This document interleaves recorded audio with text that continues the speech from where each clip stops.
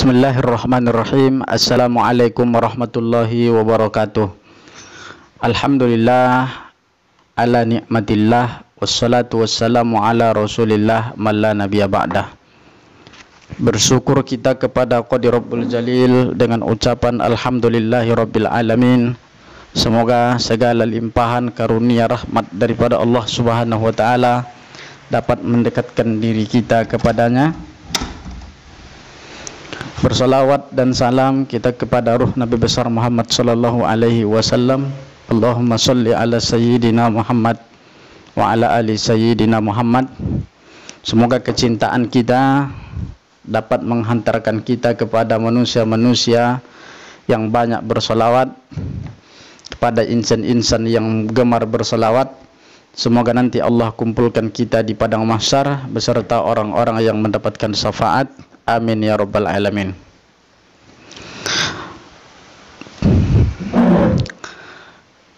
Mahasiswa, mahasiswi yang berbahagia, di pertemuan yang ketiga ini kita ingin membicarakan satu topik, yaitu tentang liputan perencanaan pembelajaran. Paling tidak, perencanaan pembelajaran itu meliputi 5 hal, dan itu yang ingin kita bahas pada kesempatan yang ketiga ini. Baik, di dalam hakikat perencanaan pembelajaran, di dalam kita berbicara tentang perencanaan pembelajaran, paling tidak ada 5 hal yang meliputi perencanaan tersebut. Apa dia? Yang pertama, proses penyusunan materi. Jadi, kalau kita berbicara tentang perencanaan pembelajaran, maka dia harus ada atau berkaitan dengan proses penyusunan materi. Kalau saya ingin mengajarkan sholat, maka sebelum saya mengajarkan sholat, ada proses penyusunan materi tentang sholat. Kalau saya ingin mengajarkan zakat, maka terlebih dahulu saya ada proses penyusunan materi tentang zakat. Dalam penyusunan materi, maka seorang guru tidak boleh menyusun materi sekehendaknya.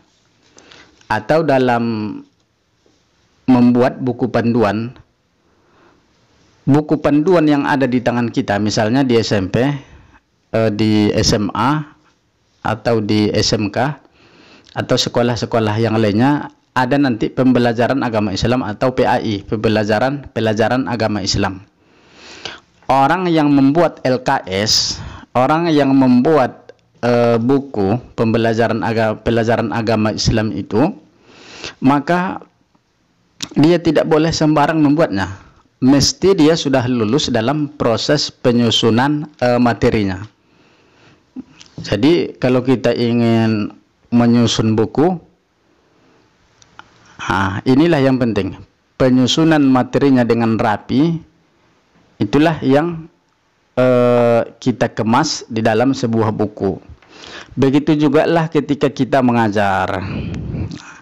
Jadi ketika kita mengajar, besok kita mengajar atau minggu depan kita mengajar, kita mengajarkan fikih tentang jihad, ya, jihad fisabilillah, apa pengertian jihad. Maka kita dulu proses penyusunan materi. Kita susun materi kita dengan bagus, dengan rapi, mana yang didahulukan, mana yang harus diterakhirkan, itu harus disusun dengan rapi. Maka proses penyusunan materi inilah termasuk hakikat perencanaan pembelajaran. Hakikat perencanaan pembelajaran. Jadi kenapa kita harus mempelajari mata kuliah P3 ini? Agar kita bisa menyusun materi dengan baik, materi pembelajaran dengan baik, agar bisa meringkas buku LKS itu dengan baik, agar bisa meringkas atau meresum buku yang kita ajarkan itu dengan baik. Nah, jadi apa namanya? Ada orang meringkas, ada guru meringkas, saya lihat dia meringkas tentang pembelajaran kisah Nabi Yusuf ketika itu. Dia ringkas, dia resum, tapi justru yang diresumnya itu bukan hal-hal yang terpenting daripada Nabi Yusufnya, tapi hal-hal yang terpenting daripada kisah Nabi Yusuf itu justru tak dimasukkan, tak ditulis. Jadi guru pendidikan agama Islam itu diharapkan tidak seperti itu. Maka kita disuguhkan, diberikan mata kuliah P3 ini, ya, agar bisa menyusun materi dengan baik, agar siswanya itu bisa juga belajar materi dengan baik. Jadi proses penyusunan materi itu yang pertama. Lalu apa yang kedua? Yang kedua ini penggunaan media. Kalau kita berbicara hakikat perencanaan, dia pasti meliputi penggunaan media. Jadi bagi kawan-kawan, saudara-saudara mahasiswa-mahasiswi yang ingin jadi guru atau Anda sedang jadi guru hari ini, maka penggunaan media ini harus dipelajari lagi, harus diulang lagi, harus ditelaah lagi, agar media yang kita gunakan itu sesuai dengan topik yang kita ajarkan. Saya pernah melihat sebuah kejadian di mana ada anak PPL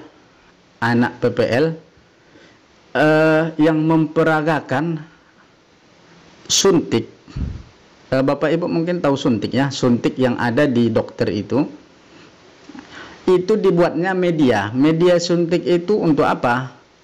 Media suntik untuk menyiram bunga. Ini kan tak etis, ini kan tak bisa. Nah, kalau kita memang topiknya menghijaukan lingkungan, membersihkan lingkungan, atau menanam bunga, membuat penghijauan, maka seharusnya kan yang dibawa itu ya siram air asli. Nah, itu memang media yang bisa kita pendekatan yang tepat. Tapi kalau suntik untuk menyiram bunga, ya itu rasa-rasanya medianya kurang tepat. Betul dia menggunakan media, tapi cara menggunakan media atau pemilihan medianya itu tak tepat. Jadi kawan-kawan nanti dalam memilih media harus bijak. Atau saya lihat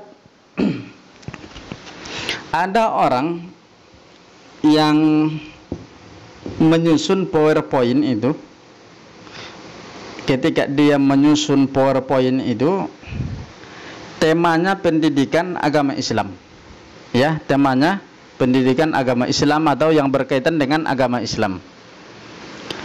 Tapi di PowerPoint-nya itu justru yang diperlihatkan adalah kartun-kartun ya yang jauh hubungannya dengan topik dia. Atau pernah saya lihat mahasiswa kurang tepat menggunakan media. Sebagai contoh, dia disuruh membuat pelajaran muhasabah. Musiknya memang sudah sedih di dalam PowerPoint-nya, tapi foto-foto yang ada dalam PowerPoint itu justru foto-foto orang lucu. Jadi PowerPoint-nya disuruh dia muhasabah, PowerPoint-nya musiknya sudah sedih, tapi gambar-gambarnya lucu. Ini kan dia belum lulus dalam penggunaan media. Jadi kita penting dalam menggunakan media, dan inilah salah satu pendekatan untuk sampai kepada tujuan yang dimana nanti siswa itu akan mengerti apa yang kita ajarkan. Media ini sangat penting, media ini sangat berperan, media ini sangat berpengaruh di dalam kita mengajar. Media ini sangat banyak. media ini juga ternyata tidak harus hal-hal yang mahal, tapi di sekeliling kita banyak yang bisa kita gunakan sebagai media. Contoh, buku yang sudah tidak dipakai lagi, itu kita sobek-sobek menjadi kartu. Kita sobek-sobek dia menjadi kartu, yang satu pertanyaan, yang satu jawaban. Kemudian nanti kartu ini kita sebar ke seluruh siswa. Satu pertanyaan, satu jawaban. Nanti kita acak yang membaca pertanyaan. Siapa nanti yang dapat giliran dia membacakan pertanyaan. Contoh pertanyaan, siapakah istri Nabi Shallallahu Alaihi Wasallam? Nah, kemudian yang merasa benar jawabannya disuruh nunjuk tangan kemudian menjawab. Nah, itu penggunaan media sebagai contoh kecil saja. Kemudian kawan-kawan, itu yang kedua. Lalu apa yang ketiga? Kalau kita berbicara hakikat perencanaan itu, dia pasti meliputi pendekatan ya. Pendekatan ini maksudnya adalah pendekatan sebuah materi pembelajaran agar langsung sampai kepada responden atau siswa. Saya misalnya mengajarkan tentang nikah. Pendekatan apa yang bisa saya sampaikan? Pendekatan seperti apa yang bisa saya sodorkan agar mereka paham dengan saya mengajarkan nikah tadi? Atau bisa saja dibuat nanti PowerPoint kan? PowerPoint medianya, atau bisa saja nanti dilihat video-video orang yang sedang di pelaminan, contohnya dalam infokus bisa. Ini yang disebut dengan pendekatan. Nah, contoh pendekatan wudhu, tunjukkan video orang yang berwudhu. Satu berwudhunya benar, satu berwudhunya salah. Tunjukkan dalam sholat, tunjukkan mana ruku yang benar, satu video ruku yang benar, satu video ruku yang salah. Nah, itu contohnya. Contoh tentang akhlak, satu akhlak yang tercela, tunjukkan videonya. Satu akhlak yang bagus, tunjukkan juga videonya. Contoh tentang menolong orang yang pamrih, satu menolong orang yang ikhlas. Ini perlu pendekatan ya. Itu yang ketiga daripada hakikat perencanaan. Kemudian apa yang keempat? Yang keempat itu adalah metode. Metode ini cara. Nah, jangan lupa bahwa tidak ada pelajaran yang sulit. Yang ada adalah guru yang belum pandai mengajarkan mata pelajaran yang dia ampu. Ingat, saya dulu ketika saya di pondok, ada pelajaran itu satu yang sangat tidak saya sukai. Apa itu, Pak? Bahasa Inggris. Ketika kelas 1, kelas 4 pesantren, kelas 1 aliyah itu, saya sempat tidak suka dengan belajar bahasa Inggris. Kenapa? Karena guru yang mengajar kami bahasa Inggris itu ya tak pandai. Menurut kami tak pandai. Pelajaran yang tidak saya sukai bahasa Inggris, tiba-tiba semester depannya saya menjadi orang yang suka belajar bahasa Inggris. Kenapa?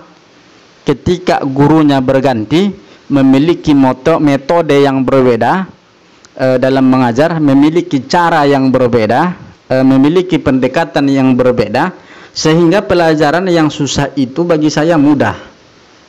Ya. Dan jangan lupa sebaliknya, ada kadang-kadang pelajaran itu enak, tapi karena gurunya tak pandai, pelajaran itu bisa juga menjadi sulit. Maka jadilah nanti guru yang inovatif ya. Bisa memberikan metode yang bisa memudahkan siswa untuk paham. Jangan sebaliknya. Itu yang keempat, Kalau kita berbicara perencanaan, maka kita berbicara tentang metode. Kemudian yang terakhir adalah penilaian. Kalau kita berbicara tentang perencanaan pembelajaran ataupun hakikatnya, itu tak boleh lepas daripada penilaian kepada siswa, ya. Setelah kita menyusun materi, kemudian yang kedua kita menggunakan media, yang ketiga mengadakan pendekatan, yang keempat kita melakukan metode, kemudian yang kelima lihatlah penilaian. Apakah selama ini materi yang kita susun itu justru tidak paham, tidak dipahami oleh siswa? Apakah media yang kita gunakan ini selama ini cocok atau tidak? Apakah pendekatan yang selama ini kita pakai cocok atau tidak? Apakah metode yang kita pakai itu cocok atau tidak, relevan atau tidak kepada siswa?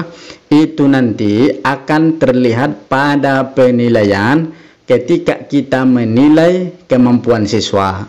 Sudah 1 semester kita belajar tentang agama Islam, belajar tentang akidah akhlak, belajar tentang fikih, tapi siswa itu belum juga bisa menjawab. Mereka tak paham, artinya kita belum berhasil.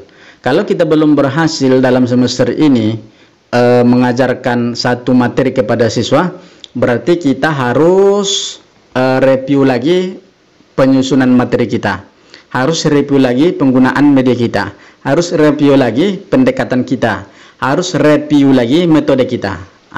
Itulah pentingnya penilaian. Jadi penilaian ini bukan kepada siswa saja, tapi juga timbal balik kepada guru. Contoh seperti ini. Saya mengajar umpama di SMP, saya mengajarkan pendidikan agama Islam.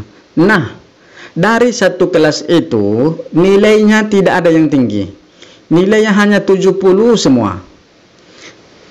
Ini kira-kira siswanya yang tidak paham atau gurunya yang salah mengajar? Ini penting nih. Jadi penilaian itu bukan hanya pada siswa, tapi juga penilaian itu untuk melihat guru itu sejauh mana dia bisa mengajar, memahamkan siswa. Itu yang penting. Itulah pertemuan yang ketiga ini, mudah-mudahan ada manfaatnya. Kalau saya tanya nanti di ujian, sebutkan hakikat 5, sebutkan hakikat perencanaan yang meliputi 5 hal. Sebutkanlah nanti yang kita pelajari ini.